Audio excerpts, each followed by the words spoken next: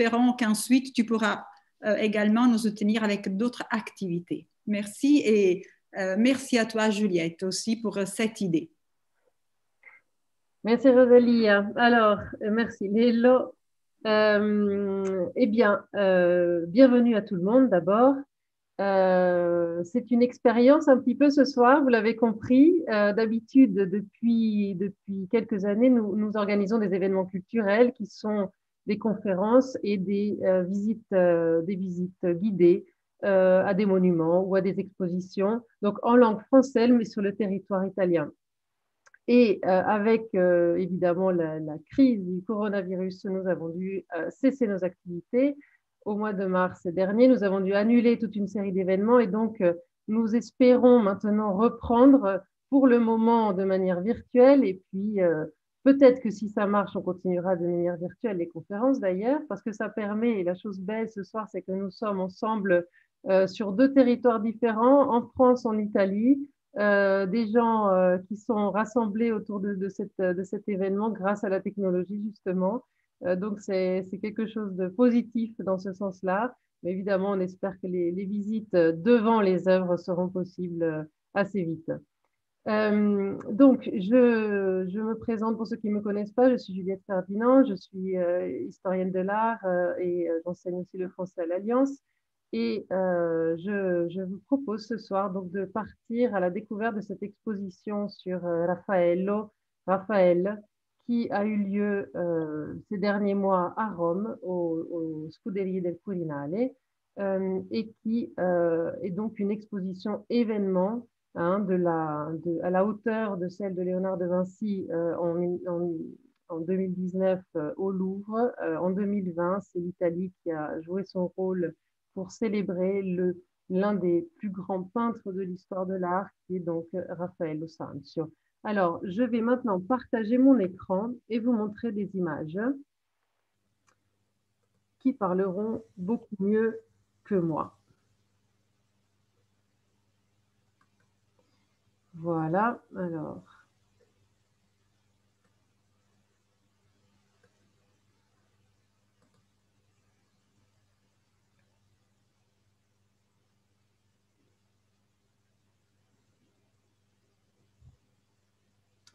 Excusez-moi, il faut que je revienne à la première. Voilà. Est-ce que tout le monde voit? Ça va? Oui? Super. Alors, comme vous voyez sur la fiche de l'exposition, donc les dates, c'était du 5 mars au 2 juin. Juste au moment où tout a commencé, où nos vies ont changé. Donc, quelques jours après l'ouverture de l'exposition, les commissaires de l'exposition, après des années de travail, ont dû fermer les portes de leurs bijoux et se sont demandé comment faire vivre cette exposition au temps du coronavirus. Ils ont même fait, il y a peu, la commissaire d'exposition est venue à Vérone et a fait une conférence intitulée « Raffaello au temps du coronavirus ». Comment donc faire pour montrer toutes ces œuvres et tout ce parcours avec l'impossibilité de rentrer dans les salles? Donc, c'était ce qu'elle a appelé l'exposition impossible. Alors, heureusement, l'exposition a rouvert ses portes en juin. Les dates ont été décalées. Il a été possible de visiter l'exposition. Elle a même été ouverte 24 heures sur 24 pendant une période. Et elle a donc pu accueillir un grand nombre de visiteurs. Alors, moi, je l'ai visitée en août et je peux vous dire que c'était un peu stressant parce qu'on avait 5 minutes par salle pour voir peut-être 5 chefs-d'œuvre. 5 minutes, c'est vraiment pas beaucoup. Mais ça nous a permis quand même de pouvoir s'imprégner de la beauté de cette peinture. Donc, vous l'avez vu, le titre est assez intriguant puisque on a l'habitude de voir les dates de vie et de mort des peintres dans le bon ordre. Ici, vous voyez, c'est 1520-1483. C'est une exposition qui lance un défi, celui de changer nos habitudes et de commencer par la mort du peintre, 1520, pour arriver à ses tout débuts de jeune homme à Urbain.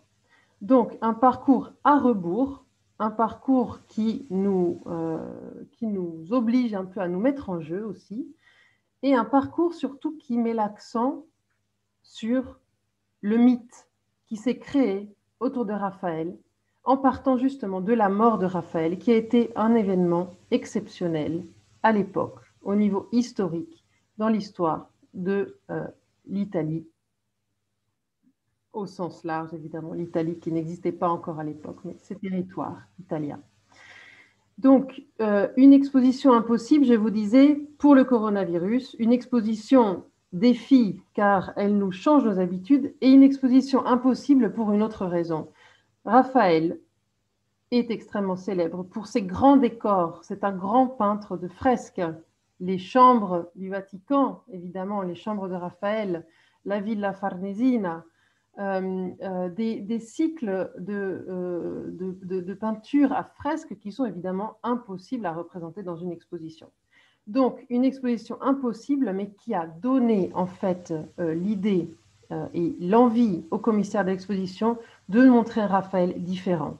Donc, cette exposition veut montrer Raphaël comme un artiste universel, un artiste qui n'est pas seulement le peintre des Madones et de la Grâce et le peintre des papes, mais qui est aussi un architecte, un urbaniste, un lettré, un grand spécialiste de l'Antiquité romaine et aussi, d'une certaine manière, un ambassadeur de la paix, comme on va le voir à travers ses œuvres. Je vous montre le lieu de l'exposition, les Scuderie del Quirinale, les écuries du Quirinal, donc du palais présidentiel en fait, qui est aujourd'hui en Italie le lieu le plus prestigieux pour les expositions et qui donc, vous l'imaginez, a été fermé pendant plusieurs semaines avec toutes les œuvres à l'intérieur, dans le noir, en attente de pouvoir être découvertes à nouveau. Alors, je vais maintenant demander à Lello de lancer une vidéo parce que j'ai pensé, étant donné que les commissaires de l'exposition ont fait des vidéos magnifiques pour pouvoir justement faire vivre l'exposition pendant le coronavirus, pendant qu'elle était fermée, j'ai pensé utiliser l'une d'elles qui est intitulée La promenade dans l'exposition, qui dure une dizaine de minutes, pour vous faire vraiment pénétrer à l'intérieur des salles d'exposition, pour vous faire mieux vivre cette exposition. Donc, je vais vous montrer cette vidéo, évidemment sans le son, c'est moi qui vais faire le commentaire. Et ensuite, je reprendrai ma présentation et on essaiera d'approfondir sur certaines œuvres que vous avez aperçues dans cette vidéo. Alors, Lélo, si tu veux, on peut y aller.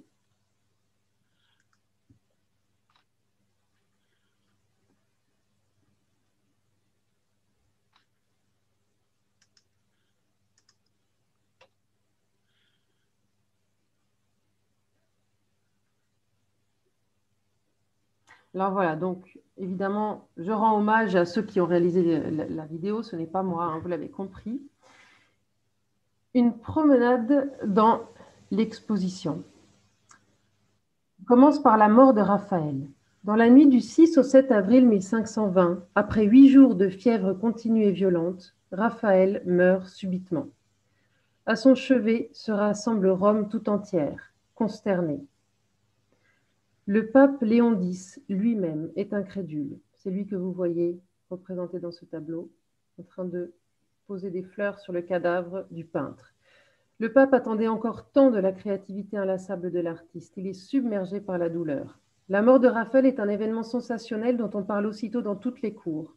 Ce n'est pas seulement le plus célèbre des peintres vivants qui disparaît, c'est aussi l'architecte de la basilique Saint-Pierre et le passionné d'antiquité dont on attendait un miracle, la reconstruction de Rome à l'antique. L'enterrement de Raphaël le 7 avril 1520 se déroule selon ses dernières volontés. À l'intérieur du Panthéon, le monument de Rome le plus admiré et le plus copié est le modèle fondamental pour sa carrière d'architecte. La première salle de l'exposition est dédiée à la tombe de Raphaël. Pour l'occasion, la tombe a été reproduite en 3 dimensions, telle qu'elle était lorsque Raphaël est mort. Donc, Raphaël a fait restaurer à ses frais une petite chapelle dans le Panthéon et demandé à son ami sculpteur Lorenzetto de réaliser une monumentale Vierge à l'Enfant, appelée la Madonna del Sasso, en prenant comme modèle une sculpture romaine représentant Aphrodite. Sur la tombe, on peut lire la célèbre épitaphe en latin, imaginée par le grand lettré et ami de Raphaël, Pietro Bembo. Elle signifie « Sigi Raphaël, tant qu'il vécut, la nature craint d'être vaincue. Aujourd'hui qu'il est mort, elle craint de mourir avec lui. » La deuxième salle est dédiée à la lettre à Léon X. Elle a été écrite en 1519 à quatre mains par Raphaël et Baldassare Castiglione et elle est liée à un grand projet de reconstruction graphique des principaux monuments de la Rome antique. C'est un témoignage crucial de la pensée de Raphaël, car l'artiste a laissé très peu de traces écrites. Mais c'est surtout le document qui est à l'origine de la conception moderne de protection et conservation du patrimoine. Dans cette salle d'exposition, les trois protagonistes de la lettre semblent dialoguer. Ici, vous voyez Raphaël, dans un autoportrait tardif du musée du Louvre, où l'on voit l'artiste en compagnie d'un ami. Ici, c'est le pape Léon X à qui est destinée la lettre, que Raphaël représente ici en train d'admirer un précieux manuscrit enluminé. Et enfin, le troisième protagoniste, c'est Baldassare Castiglione, grand poète et écrivain et ami fraternel de Raphaël. Ce sont trois hommes d'exception, liés par des liens humains et intellectuels, et trois chefs-d'œuvre de Raphaël, qui révèlent la maîtrise du peintre et son habileté à toujours expérimenter de nouvelles solutions expressives.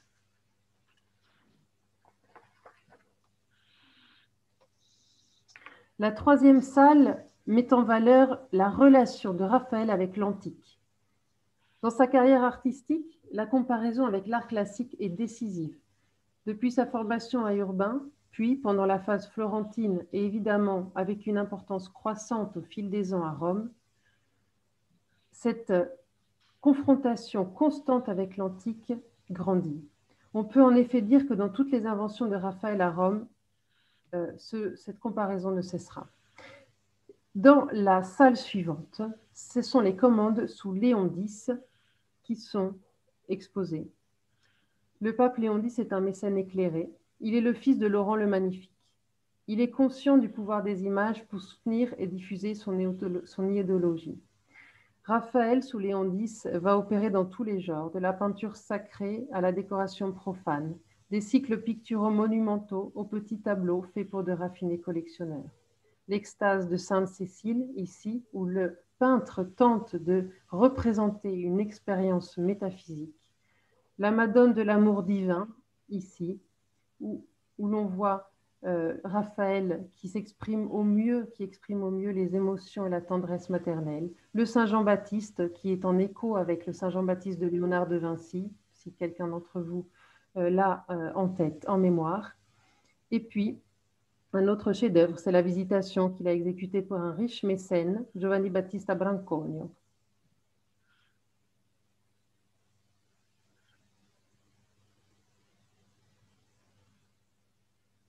Enfin, un carton monumental pour un retable qui sera réalisé par ses élèves en 1521 et qui représente la lapidation de Saint-Étienne.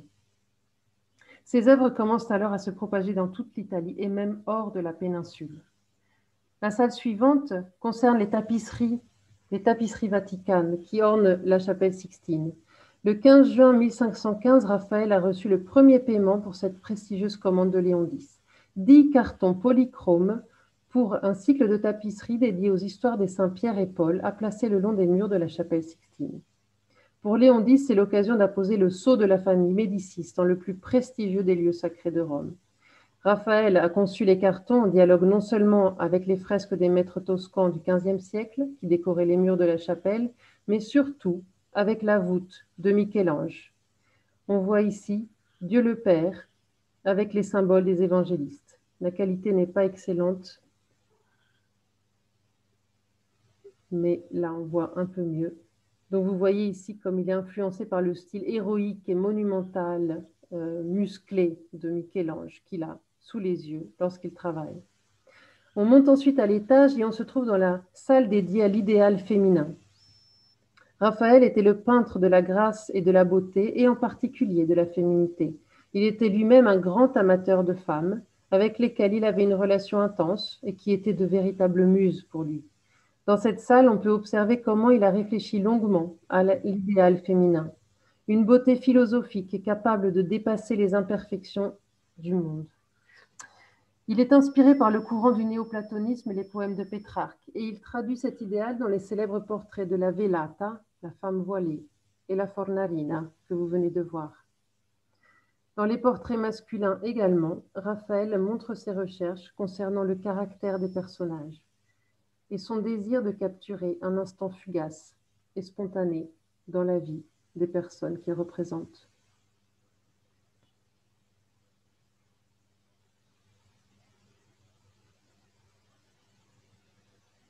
La salle suivante est dédiée à Raphaël architecte, car en plus d'être le plus grand peintre de son temps, il était aussi un architecte de renom. Il a beaucoup étudié les bâtiments romains antiques, ce qui lui a permis de développer un langage qui, à l'époque, était très innovant. Dans la salle, on voit beaucoup de dessins, de projets, notamment ceux pour la chapelle Chigi à Santa Maria del Popolo, dont le projet reprend les motifs et la richesse des matériaux du Panthéon. On voit aussi la façade en 3 dimensions du palais Brancogno, qui a été détruit au XVIIe siècle, mais qui a été très important pour les architectes de l'époque, où Raphaël va développer un langage à l'antique avec des motifs de niches doriques, de tympans semi-circulaires et triangulaires, une bande décorée de festons, des statues, des têtes d'aigle et des mascarons, qui font de ce palais une somptueuse demeure et un exemple essentiel pour l'architecture privée à l'antique. La salle suivante est dédiée à une famille, la famille Chigi. Le seul à pouvoir rivaliser avec les commandes papales était le riche banquier et conseiller du pape siennois Agostino Chigi. Mécène d'exception, il demande à Raphaël de réaliser sa chapelle funéraire dans l'église romaine de Santa Maria della Pace. Il exécute 2 dessins pour des bas-reliefs que l'on voit ici, réalisés par l'orfèvre Cesarino da Perugia. On voit l'incrédulité de saint Thomas et le Christ au limbe. Chigi lui demande juste après de décorer sa villa au bord du Tibre, la célèbre Farnesina, avec la célèbre fresque de Galatée et la loge de Psyché. On voit ici les dessins préparatoires pour ces fresques. Le banquier mourra seulement 5 jours après Raphaël, le 11 avril 1520. On passe ensuite, mais toujours à rebours, aux commandes de Jules II, le prédécesseur de Léon X, le pape qui a été l'un des plus grands, influents et ambitieux mécènes des temps modernes. Ce sont ces choix artistiques impétueux qui mèneront à une révolution stylistique que Giorgio Vasari appellera la manière moderne. Rome est le nouveau centre incontestable de renouvellement du langage figuratif grâce au grand chantier que ce pape met en place dans la ville. La décoration de la voûte de la chapelle Sixtine par Michel-Ange, le projet de l'inhumation monumentale du pape Jules II, les débuts des œuvres grandioses de la nouvelle basilique Saint-Pierre et pour Raphaël, l'ouverture de la campagne de fresques dans les salles de l'appartement privé du pape, les fameuses chambres du Vatican ou chambres de Raphaël. Raphaël arrive dans la capitale à la fin de 1508 et il devient un protagoniste incontesté de ce climat d'effervescence culturelle. Il continue ses commandes pour des privés, comme vous voyez ici le portrait d'un humaniste qu'il connaissait, et il poursuit ses recherches sur le thème iconographique de la Vierge à l'enfant, en relation constante avec le modèle antique.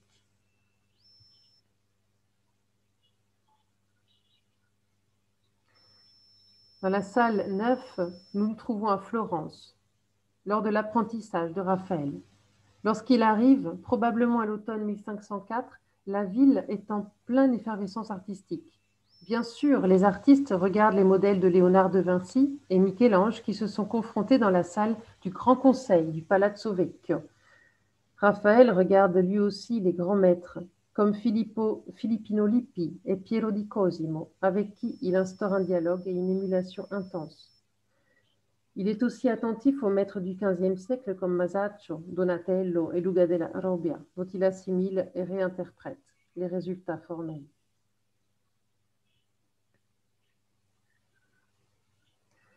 Et enfin, nous arrivons dans la dernière salle qui correspond au tout début de Raphaël, Raphaël Giovanissima, très jeune. Cette salle est dédiée au moment où il décide de quitter sa terre d'origine, Urbain, et d'élire domicile à Florence. On voit en particulier la Dame à la licorne, qu'il a peinte juste après avoir observé la Joconde dans l'atelier de Léonard de Vinci. On y voit aussi une œuvre de jeunesse, Le songe du chevalier, très importante pour comprendre ses débuts. Et on y trouve un dessin avec le visage d'un enfant et l'étude d'une main, qui nous montre ses premiers pas et sa maîtrise très tôt de cet art graphique. Enfin, l'autoportrait des Galeries des Offices qui clôt symboliquement l'exposition. Le visage juvénile du peintre qui ne subira plus les outrages du temps a accompagné le mythe grandissant de Raphaël pour devenir une image canonique de l'artiste doté par la nature d'une grâce et d'une gentillesse presque surnaturelle.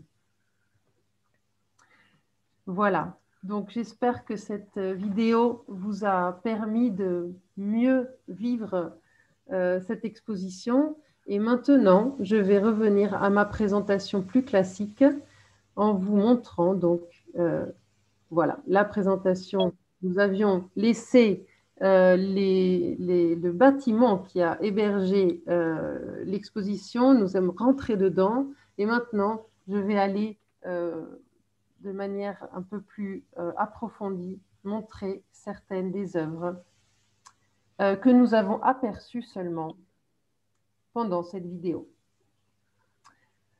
Alors, je vous disais une exposition impossible et une exposition curieuse puisqu'elle part de la mort de Raphaël.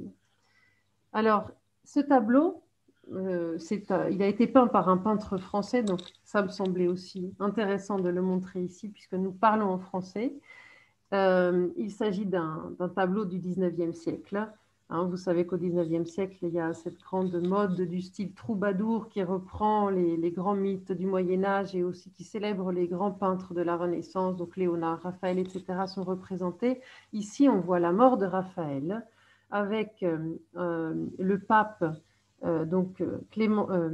Léon X, qui est désespéré et qui pose des fleurs sur le cadavre de son artiste préféré, l'artiste dont il espérait qu'il l'aiderait à restaurer la grandeur de Rome en restaurant les monuments antiques en ruine. Et puis le peintre, évidemment c'est une scène imaginaire, il a profité de cet épisode pour représenter les plus grandes personnalités au chevet de Raphaël. Donc, on voit dans l'encadrure de la porte, vous les voyez, vous les devinez puisque vous les voyez, mais il y a Michel-Ange et il y a Sébastien del Piombo qui étaient ces deux grands rivaux, mais qui ne pouvaient manquer de venir rendre hommage, un dernier hommage à Raphaël. Il y a aussi l'architecte Baldassare Peruzzi, vous le voyez complètement à droite, il indique avec son doigt un tableau, la transfiguration du Christ, qui est un tableau qui se trouvait, selon les biographes de Raphaël, au chevet de Raphaël. C'est le dernier tableau qu'il a peint et que nous allons voir plus en détail ensuite. Et j'espère que vous voyez, moi j'ai des écrans qui m'empêchent un peu de voir, mais il y a une citation en haut à droite. Il est vécu davantage comme un prince que comme un peintre. Ça, c'est Vasari qui le dit, Vasari, son biographe. Qui reflète bien cette idée. Donc, Raphaël n'était pas seulement un peintre, c'était bien plus que ça. C'était un membre de la plus haute société, des plus hauts niveaux de cette société romaine du début du XVIe siècle. Donc, un tableau qui rend bien l'idée de ce mythe de l'artiste universel que l'exposition veut nous montrer. Alors, je vous remontre la tombe de Raphaël. Donc, c'est assez étonnant, hein, les progrès technologiques. Ils ont donc proposé une reproduction en 3 dimensions de cette tombe qui se trouve au Panthéon. Évidemment, je vous ai remis une image du Panthéon parce que c'est un monument qui est fondamental pour la Renaissance et pour toute l'architecture de la Renaissance. C'est le modèle de perfection. le plan central donc, et la coupole vont inspirer, et le fronton évidemment, la colonnade du Panthéon, vont inspirer tous les architectes, mais Raphaël est peut-être le premier à célébrer autant ce monument. Et puis, c'est important aussi de montrer le Panthéon parce que le Panthéon, c'était le temple de tous les dieux, non, pendant l'Antiquité. Cette idée d'harmonie et de paix entre les dieux est quelque chose qui est très important pour Raphaël. Je vous disais que la commissaire de l'exposition, Marcia Fayet, qui insiste beaucoup sur cette idée de Raphaël comme ambassadeur de la paix. Un Raphaël qui nous montre dans tous ses tableaux une harmonie, une grâce, une paix qu'il veut transmettre à son public. Ici, il a choisi de réconcilier le passé avec le présent, de choisir le lieu le lieu où tous les dieux ont leur place. Et évidemment, cela nous montre aussi la haute opinion qu'il a de lui-même de se placer dans ce lieu extrêmement prestigieux de Rome. Et si l'on pense que le surnom de Raphaël était le peintre divin, il divin pittore, on comprend encore mieux pourquoi ce choix du Panthéon a contribué à la création du mythe de Raphaël. Et puis, je vous la repropose parce que je l'ai dit un peu rapidement pendant la vidéo. Là, c'est l'épitaphe qui orne la tombe qui a été écrite par l'un des plus grands écrivains du début du XVIe siècle en Italie, Pietro Bembo, qui écrit « Sigi Raphaël, tant qu'il vécut, la nature craint d'être vaincue, aujourd'hui qu'il est mort, elle craint de mourir. » Donc, c'était cette idée que Raphaël était un peintre tellement talentueux qu'il était capable de rivaliser avec la nature même. Et donc, il faut toujours avoir en tête aussi le pouvoir que pouvait avoir la peinture à cette époque pour des gens qui n'étaient pas habitués à voir des images, pas du tout comme aujourd'hui. Donc, quand nous entendons parler de peintres qui dépassent la nature, etc., ça peut nous sembler un peu comme un lieu commun presque parfois, parce que tous les écrivains de la Renaissance qui célèbrent les peintres en parlent, mais il faut vraiment se mettre dans la peau du public de l'époque et penser que les tableaux créaient vraiment un effet très fort dans le public, et que donc lorsqu'on parle de dépasser la nature, ça veut dire que les spectateurs étaient saisis en face de certains portraits de Raphaël, par exemple, en pensant être devant le personnage vivant. Donc cette épitaphe illustre très bien ce pouvoir qu'avait la peinture à la Renaissance. La lettre au pape Léon X, j'y reviens parce que, vous l'avez compris, c'est une lettre qui est fondamentale, non seulement pour la vie de Raphaël, parce que c'est l'une des rares traces écrites qu'on ait de ce peintre, mais aussi au niveau de l'histoire de l'art en général et de notre culture occidentale en général, parce que c'est la première fois qu'est exprimée de manière aussi claire et aussi moderne la préoccupation, la nécessité de conserver le patrimoine du passé. Raphaël assiste à Rome au pillage des monuments antiques. Vous savez que les monuments romains, les monuments de l'Antiquité en général, sont en ruine à cause du temps, certes, mais aussi parce que les gens, pendant des siècles, ont utilisé les pierres des monuments antiques pour leurs propres habitations, pour reconstruire des choses. Donc, c'est ce que raconte Raphaël dans cette lettre. Et dans la lettre, il remercie le pape, car le pape est préoccupé lui aussi par cette situation. Le pape veut restaurer la grandeur de la Rome antique. Et donc, Raphaël répète cette nécessité, il explique cette nécessité de conserver ce que la Rome antique a laissé dans la ville. Je vous lis cette petite citation, cette courte citation de la lettre, qui a donc été écrite à 4 mains avec Baldassare Castiglione.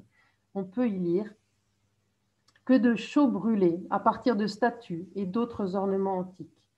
Oui, j'ose affirmer, toute cette Rome nouvelle, si grande puisse-t-elle être, si belle, si riche en palais, églises et autres monuments, visible aujourd'hui. Elle est tout entière bâtie avec de la chaux fabriquée à partir des marbres antiques. Ce n'est pas sans regret que je me souviens des belles choses détruites depuis que je suis à Rome il y a moins de 12 ans. Donc, imaginez qu'en 12 ans, Raphaël a vu la dégradation des monuments qu'il admire, des monuments antiques. En si peu de temps, il a pu voir déjà cette dégradation. Donc, c'est une lettre fondamentale véritablement pour notre culture, je dirais, qui a commencé un processus de prise de conscience de l'importance de conserver les monuments.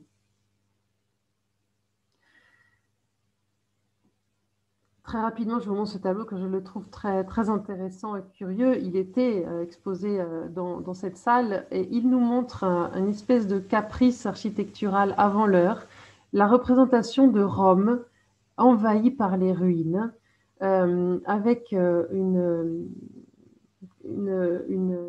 espèce de nostalgie mélancolique, une espèce de perte de repères et de signification que le peintre veut nous montrer ici. Il a choisi de placer une citation qui est tirée d'Ovide et qui nous explique bien l'idée qu'il veut rendre dans ce tableau. Ô temps dévoreur, et toi, jalouse vieillesse, tu détruis tout et tu consumes peu à peu tout de mort lente. Voilà, c'est ce processus-là que Raphaël veut essayer de arrêter ou de ralentir en demandant l'aide du pape. Que nous voyons, c'est ce processus que nous voyons ici illustré par un peintre de la même époque. Alors ici, nous voyons donc le grand ami fraternel de Raphaël, l'écrivain Baldassare Castiglione. Il s'agit du portrait peut-être pas le plus célèbre, mais l'un des plus célèbres de Raphaël. Et il est extrêmement intéressant parce que nous avons l'impression, avec ce portrait, de voir illustrer une notion que Baldassare Castiglione a exposée dans son best-seller, le livre qu'il a rendu vraiment connu, qui s'appelle Le courtisan, Il cortigiano, que tous les Italiens connaissent, et qui a été donc un manuel, une espèce de manuel destiné aux courtisans de l'époque, sur le comportement à adopter en société. Bon, c'est aussi un manuel qui expose les valeurs à avoir, le code moral. Et dans ce livre, il y a un concept qui est exposé, qui est celui de la sprezzatura. La sprezzatura, c'est très difficile à traduire en français. On peut essayer de le traduire par désinvolture. Pourquoi la désinvolture est si importante pour le courtisan? Parce que le courtisan ne doit jamais montrer qu'il est en difficulté. Il doit avoir une apparente désinvolture, c'est-à-dire que tout lui est facile. Il n'a pas de problème. Il doit se montrer toujours courtois, de bonne humeur lorsqu'il est en société. Et c'est cette sprezzatura. On peut, je ne sais pas, pour illustrer cette idée, on peut penser aux ballerines du ballet qui dansent sur les pointes, mais qui sourient toujours et ne montrent pas qu'elles ont mal. Alors, cette sprezzatura, on a l'impression que Raphaël veut l'illustrer ici en utilisant pour ce portrait une palette de couleurs très sobre, avec peu d'effets donc de chromatiques et peu d'effets aussi dans les attributs qu'il pourrait choisir pour représenter son ami. Vous voyez que ce portrait est extrêmement simple. Tout est joué de manière extrêmement subtile entre les ombres et la lumière, entre sa virtuosité dans la représentation des matières. Vous voyez, j'entends par désinvolture ici le fait que Raphaël semble avoir fait un portrait très simple, sans effort, alors qu'en réalité, c'est un chef-d'œuvre de maîtrise technique. Et c'est aussi un portrait dans lequel il parvient à nous rendre la personnalité de son ami de manière très convaincante.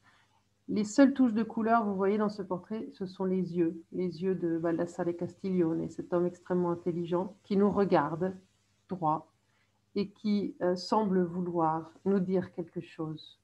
Donc, c'est un portrait qui est extrêmement intéressant et qui reflète bien toute cette culture autour de la sprezzatura qui, à l'époque, était, était en vogue parmi les courtisans, parmi les intellectuels. Je vous montre aussi l'autoportrait avec un ami. L'ami en question, on ne sait pas qui c'est. On a fait plusieurs hypothèses. C'est peut-être Giulio Romano. Giulio Romano, son grand élève, celui qui prendra la relève sur les grands chantiers. En tout cas, ce qui est important dans ce portrait, c'est qu'on voit qu'il y a un peu comme dans l'autre, une espèce d'économie de moyens dans les couleurs choisies, etc. Mais il y a quelque chose de très fort qui se passe entre les deux personnages, et non seulement entre les deux personnages, mais aussi avec le spectateur. Regardez le jeu de regard. L'ami regarde Raphaël, Raphaël nous regarde, et l'ami indique également le spectateur. Donc il y a ici un trio qui se crée, mais avec nous-mêmes, qui regardons le portrait. Donc c'est un tableau interactif, on peut dire, interactif avant l'heure. Mais surtout, et c'est une suggestion toujours de Marcia Fayette, qui est la commissaire de l'exposition, on peut y lire quelque part une illustration du concept de l'amitié pour Raphaël. Raphaël a toujours su s'entourer de personnes qui lui étaient chères et qui l'ont aidé dans sa carrière, que ce soit au niveau intellectuel, au niveau artistique, pour lui trouver des commandes, mais aussi pour lui suggérer des nouvelles sources d'inspiration. L'amitié est quelque chose d'extrêmement important pour Raphaël. Et ici, on voit bien cette main fraternelle qui est posée sur l'épaule de son ami. Et on pense à nouveau à Baldassare Castiglione qui, dans son livre Le Courtisan, célèbre l'importance d'avoir des amis fidèles, des amis dans lesquels on peut avoir confiance. Donc ce portrait est comme un hymne à l'amitié que Raphaël veut nous rendre ici, avec ce personnage anonyme, mais dont on sent toute l'affection que l'artiste porte pour lui. Alors, le dernier tableau dans cette pièce, c'est le pape Léon X. Alors, c'est un tableau extrêmement célèbre et qui a plusieurs niveaux de lecture. Tout d'abord, le pape. Alors, vous voyez, à la différence des tableaux que l'on vient de voir, ici, le pape, lui, est représenté avec une grande richesse de couleurs, de rendu de la matière. C'est un portrait officiel, alors que les deux autres sont des portraits plus intimistes. Un portrait officiel, et le pape, vous voyez, veut se représenter comme un grand mécène. Il est en train de lire un manuscrit richement illuminé, avec une précieuse loupe pour l'aider à mieux lire, et une cloche d'argent très raffinée. Donc, son attribut ici, il veut être vu comme le pape, mécène. Il y a une autre lecture de ce tableau, et c'est celle de la célébration dynastique, car il se fait représenter avec deux cardinaux, qui ne sont autres que ses cousins. Il y a Luigi de Rossi à droite, et il y a Giuliano dei Medici, le futur pape Clément VII, celui qui prendra la succession de Léon X. Donc une célébration dynastique des Médicis. Et puis, il y a une troisième lecture, peut-être plus subtile, et qui est directement liée à l'actualité de l'époque. C'est une lecture plus politique, si vous voulez. À droite, vous voyez Luigi de Rossi. Luigi de Rossi est le seul qui nous regarde. Et il nous regarde avec un sourire un peu inquiet, pas un sourire franc. Il faut savoir que le pape vient de signer le Concordat de Bologne en 1516 avec François Ier, justement. François Ier, le roi de France. Le pape et les rois de France ont depuis des années, des décennies, eu des conflits diplomatiques, et finalement, une solution a été trouvée. Luigi de Rossi a joué un rôle important pour cette paix convenue entre les deux souverains. Et il semble nous dire que cette paix est précaire et que la paix ne durera pas beaucoup. Comme s'il faisait... il voyait déjà dans le futur que la paix, en effet, sera de courte durée. Donc il y a une troisième lecture possible, une allusion peut-être à cette paix instable et cette paix que Raphaël désire tant. Dans la troisième salle, il y a un grand nombre de dessins qui sont mis en comparaison avec des statues antiques que Raphaël avait pu connaître. Alors je vais aller un petit peu plus rapidement. Et cette comparaison est vraiment très parlante, je pense. Il s'agit à gauche de la statue de Jonas par Lorenzetto. Lorenzetto, c'était un collaborateur de Raphaël, un sculpteur avec qui il travaille notamment à la chapelle Chigi. Et vous voyez très bien comment, dans l'entourage de Raphaël, tous les artistes regardent à l'antique. Vous voyez comme la statue de Jonas reprend parfaitement le visage de la statue d'Antinos que l'artiste avait pu observer à Rome dans ces années-là.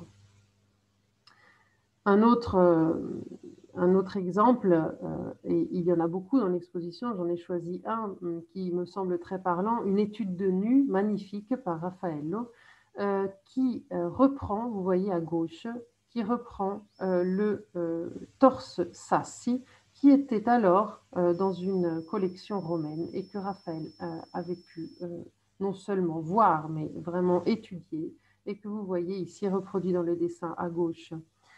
Et vous voyez comment, à partir de cette étude de torse, il fait des figures qui vont lui servir dans des études préparatoires. Peut-être ici un Saint-Sébastien ou un Christ à la colonne. Vous voyez comment l'antique inspire ensuite pour des sujets religieux. Il y a vraiment cette réconciliation entre le passé et le présent, entre le païen et le profane que l'on trouve chez Raphaël. Un autre exemple que je trouve intéressant, c'est dans la Visitation de Raphaël. Vous voyez comment l'iconographie païenne, à nouveau, ici, il s'agit de la dextrarum iunctio, c'est-à-dire le moment où, lors des noces, dans la culture romaine toujours antique, lors des noces, les mariés se serrent la main. Et vous voyez tous les deux debout, la femme qui pose la main sur l'épaule de son mari, les deux mains serrées, la femme qui regarde vers le mari et le mari qui est de trois quarts, qui est plus tourné vers le spectateur. Vous voyez que Raphaël a repris exactement cette iconographie. Donc on voit comment il y a des passages entre l'iconographie païenne et l'iconographie religieuse qui est influencée donc, par ces grands modèles. Alors, les grandes commandes sous Léon X, donc Raphaël est à Rome. Raphaël, c'est un moment extrêmement fertile pour lui. Il travaille sur le chantier de Saint-Pierre. Il a des commandes pour les tapisseries du Vatican, mais il continue à travailler aussi pour des commanditaires privés. Par exemple, dans cette Madone de la Rose, qui est absolument merveilleuse, qui date des dernières années de Raphaël et qui a peut-être probablement été terminée par Giulio Romano, son élève. Raphaël, le peintre des Vierges à l'enfant, le peintre des Madones, le peintre de la grâce et de la beauté, on le voit bien ici. Et je voulais vous montrer le peintre aussi des enfants, parce que c'est l'un des premiers qui a réussi véritablement à rendre cette grâce qu'ont les petits-enfants. Et vous voyez aussi comment Raphaël réussit à donner à ces sujets religieux une grande humanité, une grande tendresse, et qui fait de ces sujets sacrés donc des scènes qui peuvent être comprises par le public mieux qu'elles ne l'étaient dans la peinture du XVe siècle, par exemple. Le public se sent proche de ces sujets sacrés et ça les aide à éveiller la piété. Donc c'est cette idée de humaniser les personnages sacrés, les scènes religieuses, pour mieux émouvoir le public qui le regarde, qui peut ainsi être inspiré pour ses prières. Et je voulais vous montrer un peu l'évolution, si vous voulez, de ces Madones à l'enfant. Hein, là, vous voyez, c'est l'avantage d'être en ligne et non pas à l'exposition, parce qu'on peut faire comme ça des comparaisons. À droite, donc, la Madone de la Rose, qui est à l'exposition. Au milieu, la Madone de la Chaise, grand chef-d'œuvre, qui se trouve au Palais Pitti et qui n'était pas à l'exposition parce qu'il est impossible de la déplacer. Elle est trop fragile, mais c'est peut-être le tableau le plus connu de Raphaël. Et puis, à gauche, Léonard de Vinci, la Madone de Noir. Pourquoi est-ce que je vous montre cette séquence? Parce que Léonard de Vinci, le premier qui a commencé à peindre, à réfléchir, si vous voulez, à la représentation de la Vierge à l'enfant de manière dynamique. C'est le premier qui a réfléchi vraiment sur le mouvement. Et donc, c'est lui qui a commencé à donner beaucoup de variantes à ce sujet. Et Raphaël continue sur le sillage de Léonard avec ce tondo, donc la Madone de la Chaise. Vous voyez que c'est tout un enchevêtrement de gestes, de bras. Tous les personnages sont extrêmement liés les uns aux autres et dynamiques, en mouvement. Et dans la Madone de la Rose, donc le dernier, on voit encore une étape successive, si vous voulez, dans ce mouvement, une variation sur le thème, avec un enfant Jésus qui est carrément en train de jouer avec Jean-Baptiste, et la Vierge qui les regarde avec cet air un peu mélancolique, parce qu'elle sait déjà que son fils va se sacrifier pour l'humanité, et donc elle ne se réjouit pas avec eux, car elle a déjà en tête ce sacrifice. Donc c'est pour ça que la Vierge, on la voit aussi bien dans la Madone de la Chaise que dans la Madone de la Rose, un peu mélancolique et pas parfaitement souriante.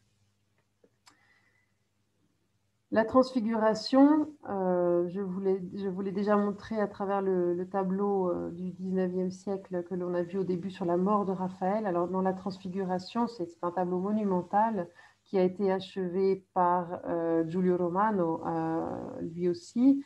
Et dans ce tableau, donc on voit un Raphaël, cette fois qui est peintre d'histoire.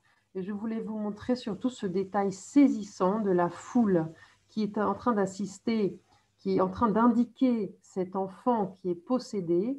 Hein. Je vous remontre le tableau en entier. En fait, il y a 2 épisodes. Ici, on voit le Christ qui s'élève et qui va accomplir donc cette transfiguration. Et en bas, on a une autre scène, celle d'un possédé, le jeune possédé, donc qui va être miraculeusement guéri par le Christ.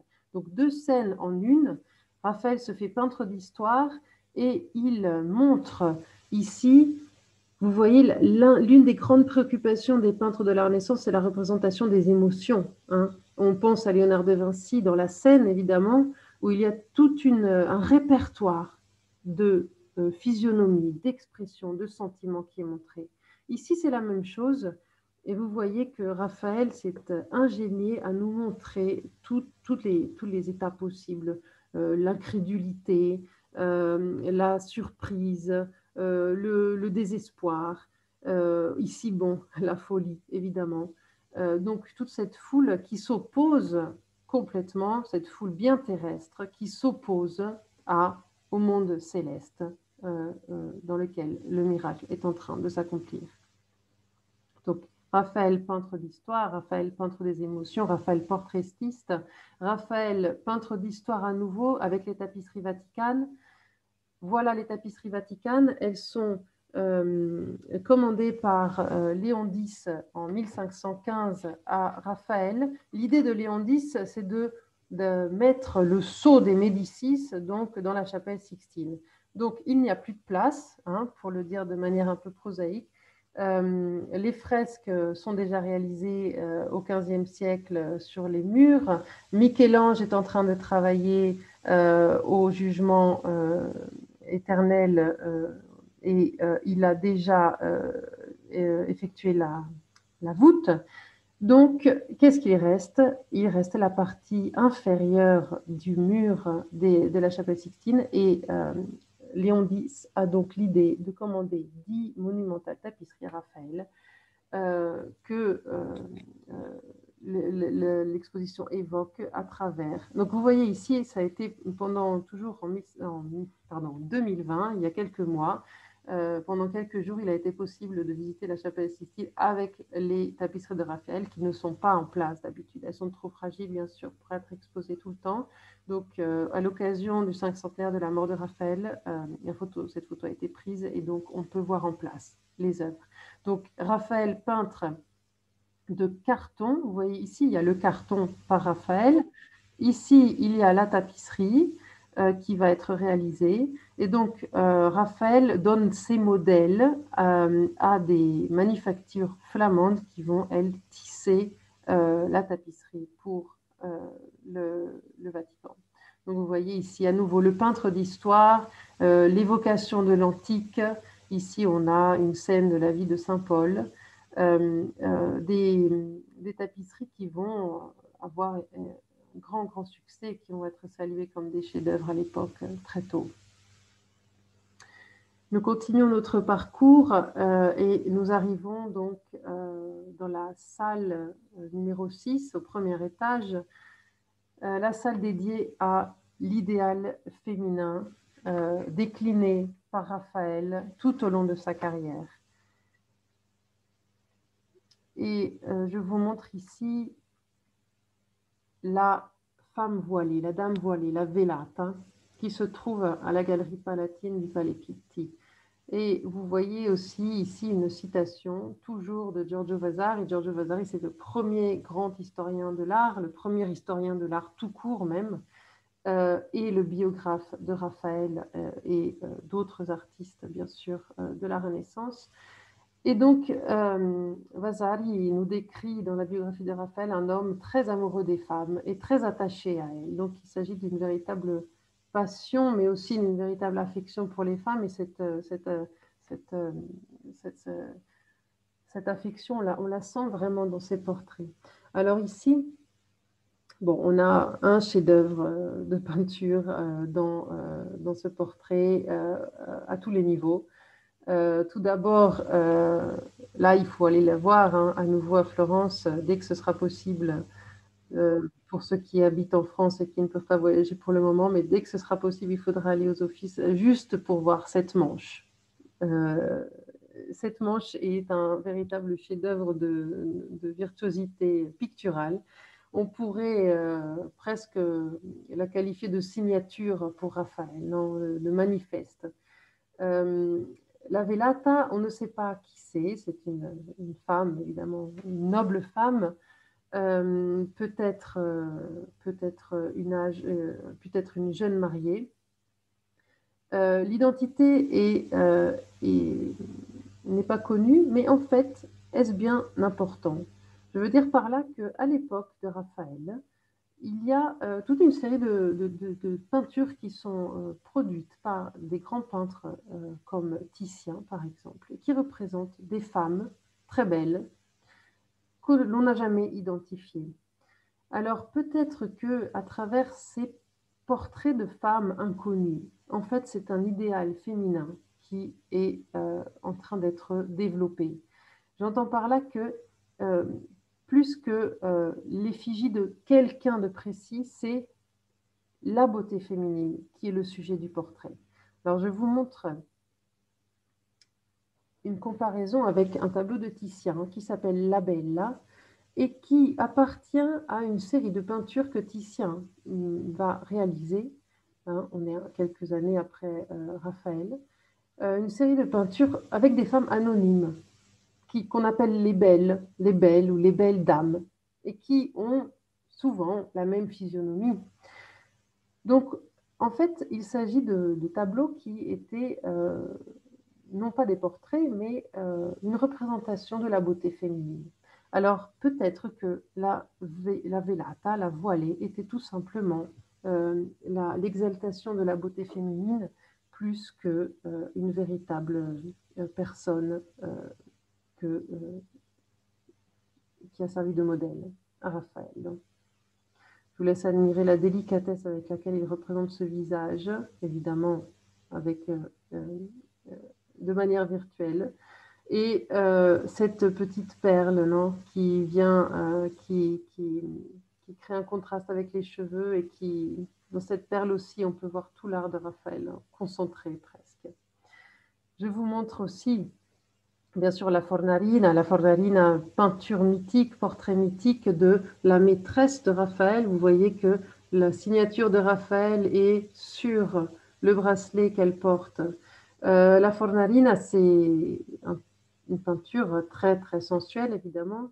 L'exaltation de la beauté féminine, mais cette fois la beauté charnelle. Si la Velata était la beauté idéale, spirituelle presque de la femme, ici nous avons affaire à une beauté charnelle, une peinture érotique, il faut bien le dire, pour l'époque, que Raphaël a peint et qui trouve un écho ensuite, par exemple chez Ingres, vous voyez ce turban qui nous fait penser aux odalisques de Ingres, donc c'est une peinture qui va beaucoup inspirer les peintres qui suivront Raphaël pendant des siècles. Et puis je vous montre une séquence de ces 3 tableaux qui sont présents à l'exposition dans la même salle.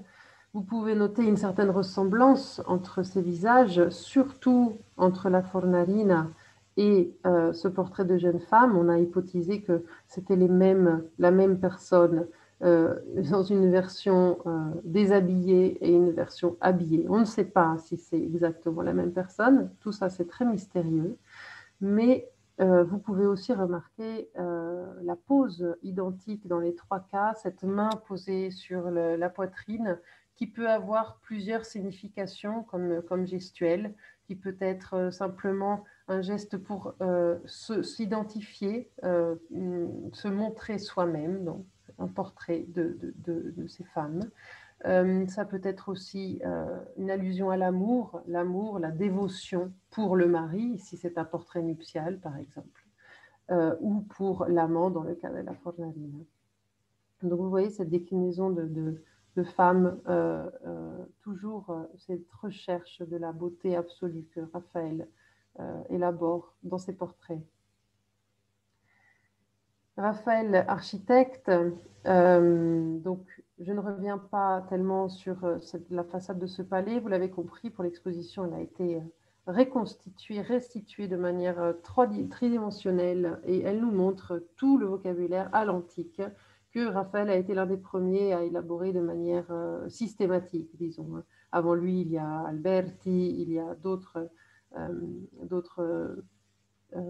architectes qui utilisent le langage à l'antique. Mais disons que Raphaël va l'utiliser de manière systématique et il va devenir l'architecte des grands palais privés, donc le Palazzo Branconio, mais aussi la Villa Madama, donc, dont il a, ici à l'exposition, nous voyons un projet. Je vous montre, voilà, la Villa Madama telle qu'on peut la voir aujourd'hui.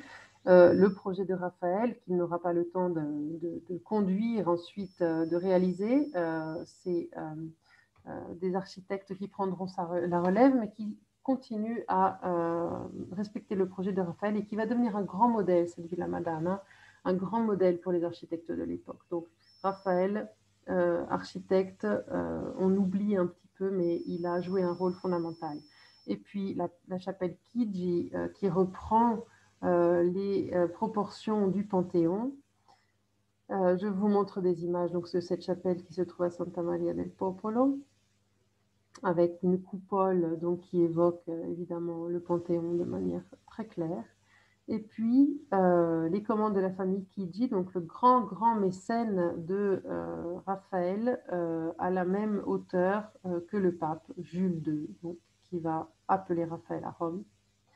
Je vous montre une photo, hein, il faut aller la visiter, évidemment elle n'était pas à l'exposition, mais une photo de la loge de Psyché, la Villa Farnesina, qui va être réalisée pour justement Agostino Chigi, dans lequel Raphaël montre sa capacité à être un grand peintre de mythologie.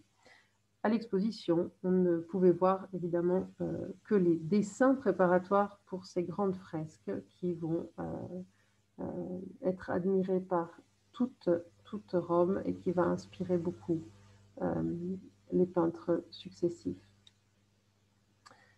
Toujours à la Villa Farnesina, je vous montre le triomphe de Galatée qui était présent dans l'exposition seulement par quelques dessins préparatoires et qui va faire la renommée de Raphaël dans ces années à Rome. Nous arrivons donc au premier grand mécène de Raphaël, Jules II, un pape terrible que nous voyons ici dans ce portrait. Un pape terrible parce qu'il était non seulement un grand mécène, mais aussi un pape belliqueux et un pape extrêmement ambitieux. Un pape qui voulait vraiment restaurer la grandeur antique de Rome. Giorgio Vasari écrit à propos de ce portrait: il a fait un portrait du pape Jules si travaillé et si réaliste que le portrait a causé à tous ceux qui l'ont vu des tremblements, comme si cela avait été l'homme vivant lui-même. Ici, Raphaël fait quelque chose de très innovateur. Il est en train de peindre la personne la plus puissante en Europe. Mais au lieu de faire un portrait officiel du pape dans toute sa gloire, il nous montre un homme qui semble méditer, qui semble réfléchir, un homme qui est absorbé par ses pensées. C'est la première fois qu'on représente un pape de cette manière, de manière aussi intime. Et à nouveau, il va ouvrir une voie vers une représentation des hommes de pouvoir de manière plus introspective, plus intime, qui va devenir comme une espèce de formule reprise par d'autres peintres après lui, comme Sebastião del Piombo et Velázquez, Diego Velázquez lui-même. Donc un tableau extrêmement puissant au niveau de du rendu du caractère de ce pape. Vous voyez que la force de caractère, on la voit dans la main du pape qui s'agrippe à sa chaise, la sévérité du visage, un pape décidé. On ne sait pas à quoi il est en train de penser, mais on sent bien qu'il a une très forte personnalité. Donc Jules II, le grand mécène de Raphaël. Ici, je vous montre une photo de l'une des commissaires de l'exposition, Marzia Faietti, et du président de la République italienne, Giorgio Napolitano, qui sont en train d'admirer un très beau tondo, la Madonna d'Alba, donc toujours les Madones de Raphaël. Il y en a fait un grand nombre, je vous en montre seulement quelques-unes.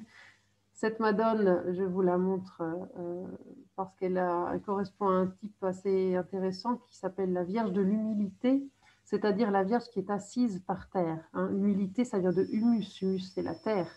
Et ce modèle, il le reprend de Léonard de Vinci. Vous voyez bien sûr la Vierge et Sainte Anne à côté du modèle de la peinture de Raphaël. Donc le grand modèle dans ces années-là, c'est Léonard de Vinci. On va le revoir dans plusieurs exemples. Vous voyez le sfumato, hein, ce dégradé que l'on voit pour rendre la perspective atmosphérique à la Léonard. C'est Léonard qui commence à faire ça.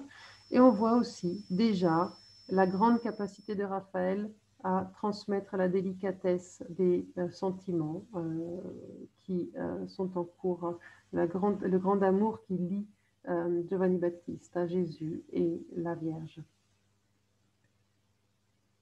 Voilà, je vous montre les deux. Hein, on voit quand même que Léonard est plus ambitieux au niveau du paysage, mais l'idée est la même. Et puis toujours la visite du président avec Marzia Faietti, nous arrivons à l'avant-dernière salle, lorsque Raphaël se trouve à Florence et qu'il apprend en regardant les grands maîtres. Alors, j'ai choisi un exemple, j'aurais pu en choisir d'autres, hein, bien sûr, parce que des vierges à l'enfant à Florence au XVe siècle, au début du XVIe siècle, évidemment, il y en a beaucoup. Mais vous voyez cette Madone du Grand-Duc de Raphaël qui est extraordinaire et qu'on comprend mieux son caractère extraordinaire en regardant Botticelli. Botticelli, vous voyez, est encore complètement géométrique dans le rendu de la perspective.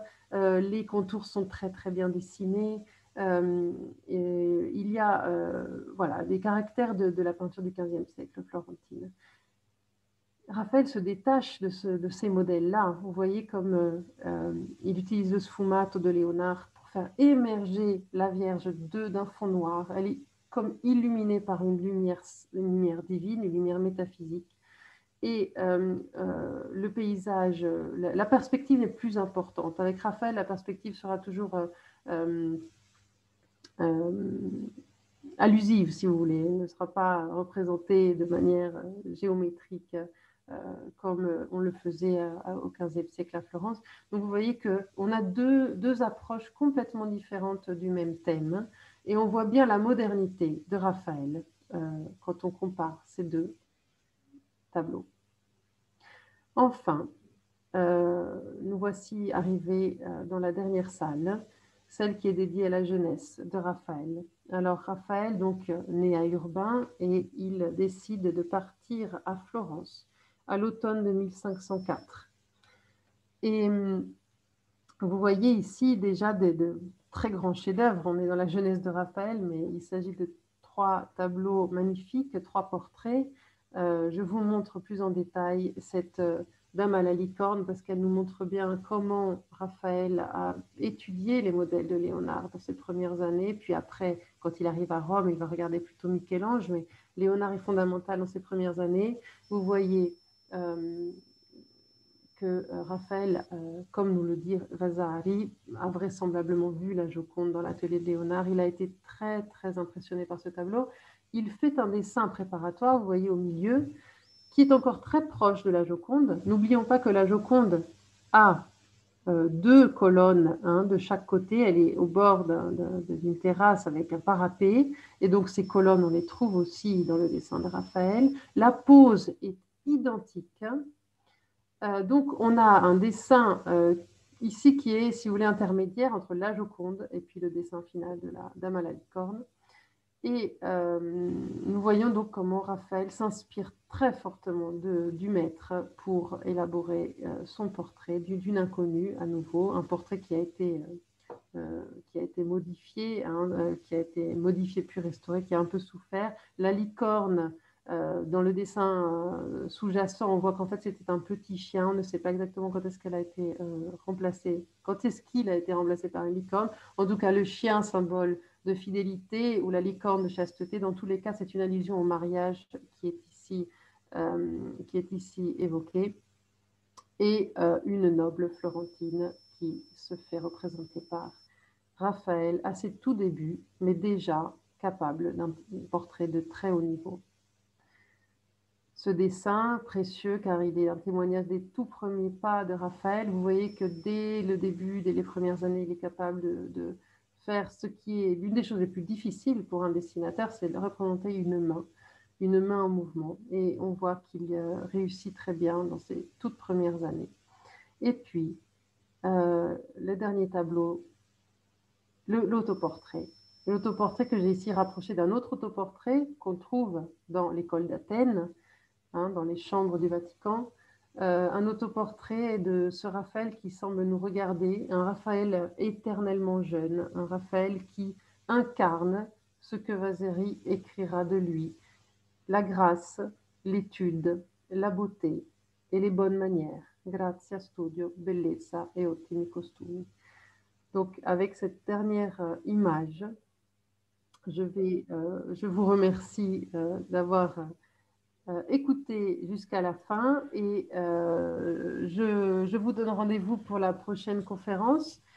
J'espère que vous avez bien entendu, que tout a fonctionné au niveau technique.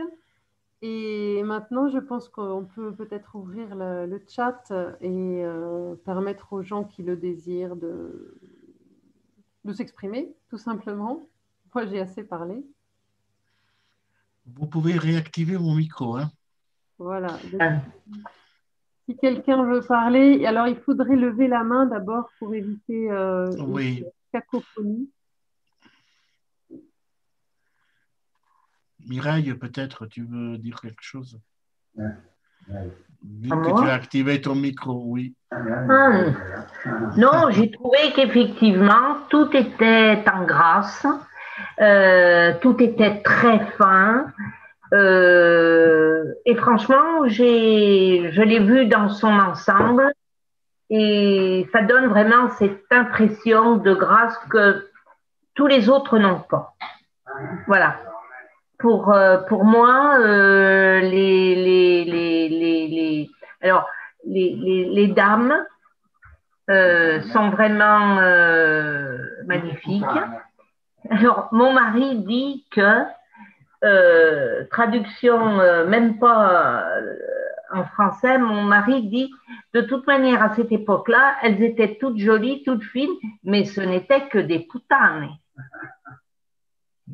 Alors, je voudrais savoir si effectivement, celle de, à part sa femme ou sa compagne, celle de Raphaël était aussi, comme toutes les autres, delle puttane. Ben alors, on parlait de grâce et puis tout d'un coup, on retourne Ah, mais elles peuvent être gracieuses. immédiatement. Là, la mais moi, ce que je trouvais, c'est qu'effectivement, elles étaient gracieuses, tout. Et Claudio m'a cassé, m'a cassé mon admiration en me disant, de toute manière, à cette époque, c'était toutes des putanes. Oh, bon, d'accord. On va clore le débat là-dessus. Je crois que c'est pas vraiment le sujet. Non, mais elles ont une grâce nulle part ailleurs. Justement, Raphaël corrige les imperfections terrestres de l'humain et il nous donne une image idéalisée. Donc, c'est exactement ça. Peu importe ce qu'elle faisait comme profession. Oui.